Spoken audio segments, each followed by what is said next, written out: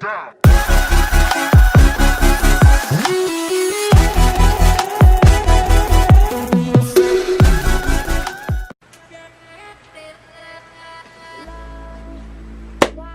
What is up, guys? Good morning, good afternoon, good night, whatever it is for you.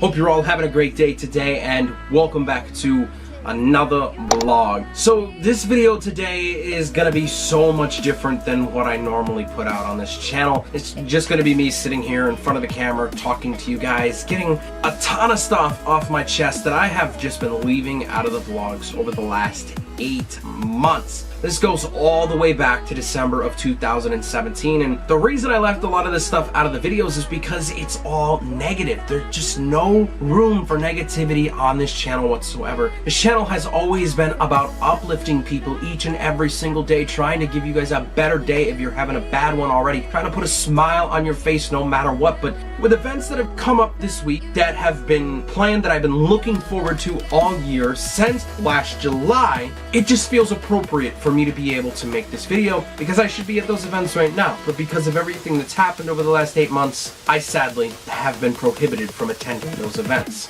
So first off, I do want to say that I'm not going to be sharing all the details of the events because of legal reasons. I just want to keep a bunch of stuff out of it. However, I'm going to try my best to give you guys an understanding as to what has been going on. So I take you guys all the way back to December of 2017. There was a huge, unexpected shakeup of leadership at the top of the youth program. To this day, after finding out more details, I'm now under the impression that it was a complete setup and that it should have never happened whatsoever. But that all aside, this was just the beginning of the domino effect of everything falling apart and getting to where we're at right now. But to understand the situation at hand for me, we have to go back over the previous few years. There had been a ton of problems with the teens and disrespect and irreverence during the Mass over a long period of time, even from before I joined the court team. And they had tried everything from splitting the teens up, making them sit in the back, putting adults in between them to try to stop this. But the problem is, a lot of the adults would kind of enable the behavior. You'd even have the behavior being enabled by church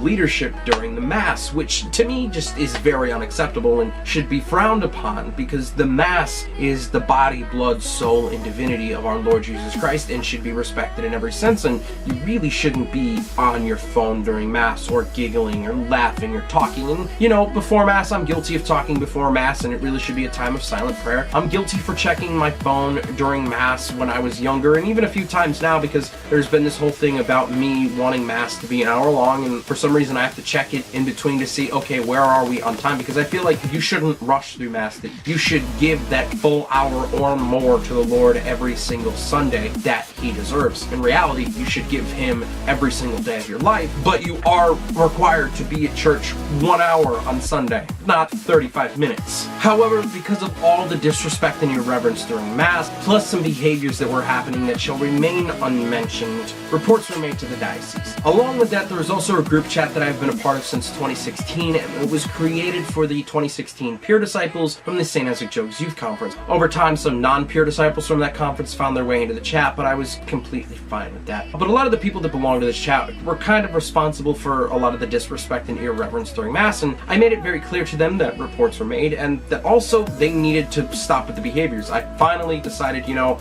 everybody in the court team at the top that's been there forever is always talking about someone's got to be the bad guy, someone's got to lay down the law, and I finally decided that it had to be me. People may not like me because of the fact that I'm this 20-year-old that thinks that they can lay down the law and act like some big shot, but it's got to be done. They obviously, as you can tell, did not like it whatsoever. Even some choice words were said to me, but you know, I'm not gonna let it affect me at this point because I really just don't care. You're gonna respect the Mass. You're not gonna act like that because it's completely wrong no matter what you think. But because of that, about a month later, when they finally decided to resume Life Teen and Court Team after the new year and everything, I was called into a meeting meeting thinking that I was just there to catch up on all the new procedures with new leadership, because I had missed a core team meeting about a few weeks earlier in which all the procedures were laid out. The reason I missed it is because my sister had a concert that she had to be there, and as you guys know with the concerts, they're literally 40% of your grade. It's like a test, and my parents could not take me 2 different places at once because my dad just doesn't drive, so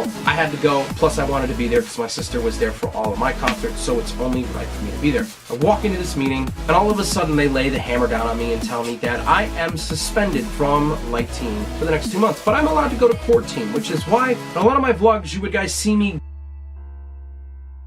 going to core team every single Monday night. After about a month into the suspension, I decided to start going back to core team, but I would never go to life team anymore because of the fact that I was suspended. I would still go to the 5:30 mass, and I would have kids come up to me and talk to me and ask me what's going on, and I've even been told stories about how as soon as I got done talking to me, they went into the parish center and they were immediately told to stop talking to me, and that I was apparently just not allowed to be talked to by anybody, and that I was this bad person or whatever, which I still cannot believe was even said by people that I considered family. Because of all of that stuff happening, I decided that, you know, I wanted to air out my grievances. I really couldn't get everybody convened in one room at the time, and I didn't feel like a Monday night meeting would really do it. So I decided to make a post on the private core team Facebook page, which I thought would be the perfect place. Everybody would see it, they'd be able to comment, and we'd be able to work all this stuff out. I was completely wrong about that.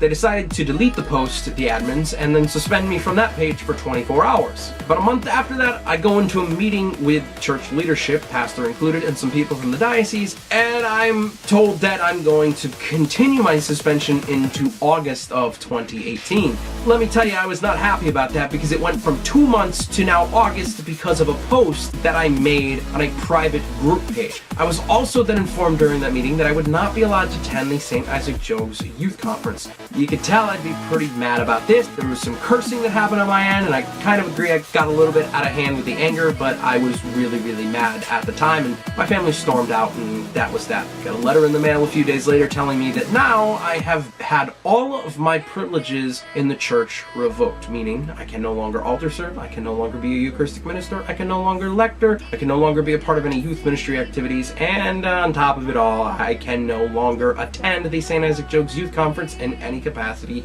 until further notice. Along with all of that, I also can't be employed by the diocese or do anything for Catholic charities, so I've basically been kind of demoted to just a parishioner that goes to church every single week, which I'm supposed to, but to me, it just doesn't feel the same because I'd like to be able to volunteer all over the place. Erin, for months now, has been trying to get me to come to her parish and join the choir there, be the second tenor in the choir, and also become a cantor at her church, but that is kind of also out of the question with this suspension. I went to the diocese, actually met with the bishop and some more head of safe environment people at the diocese because this is all social media and safe environment stuff, and then the big hammer came down that they're telling me that they'll review this in 6 months to a year and that I need to continue to serve out the suspension for as long as they feel is necessary until I can come to terms with my actions and get counseling for anger issues. You know, don't you love when people think that you have anger issues and you're just like,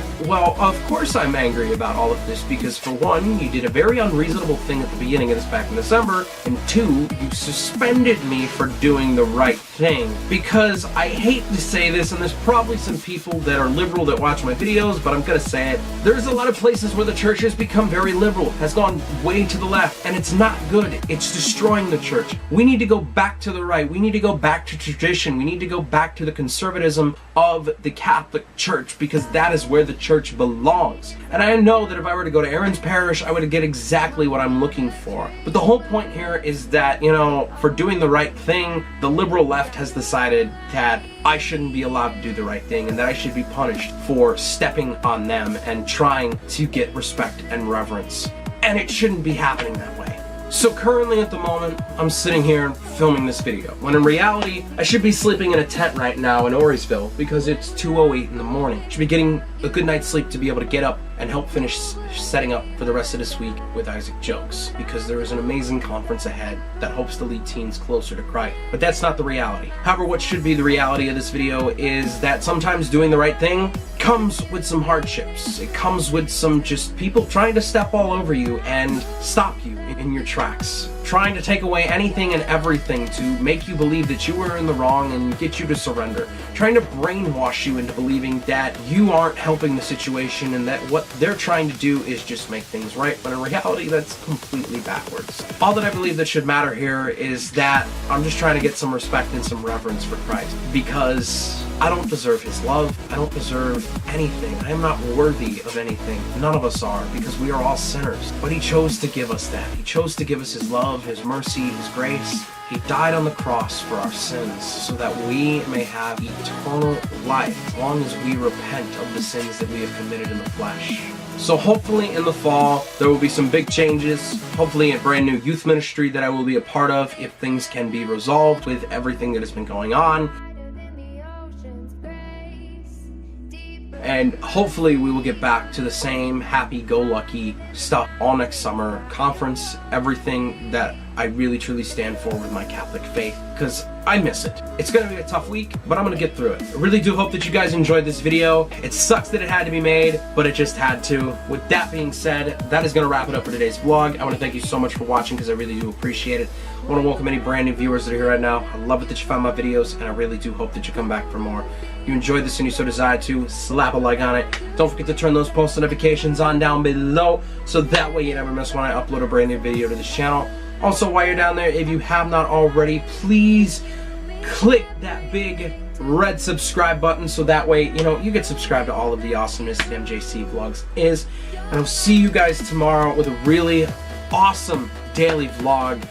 Remember to stay awesome, keep smiling, you're beautiful, and I love you guys so much. Peace out, YouTube. May the peace of Christ be with you all.